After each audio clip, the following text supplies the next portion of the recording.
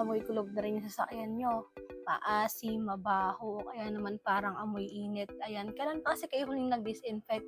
Pa-car wash kayo ng pa-car wash, hindi naman kayo nagde-deodorize, di ba?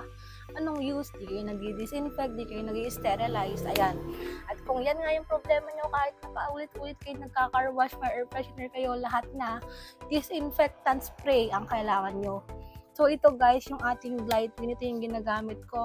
Madaming available scent na pwede yung pagpilian and lahat sila mabango guys. At syempre, ito na yung sign para i-disinfect mo yan. Sobrang dali lang itong gamitin, igaganon nyo lang. And then, iiwanan nyo lang sa loob na sasakyan nyo hanggang matapos na. Then after that, boom! 99.99% na nga pala yung sterilization rate. Kaya naman sure na tanggal talaga yung mga bakterya at mawawala yung mga amoy baho dyan. Parang bago labas ng kasa ang sasakyan nyo dyan guys. Kaya ang ako sa inyo, check out nyo na to. Go!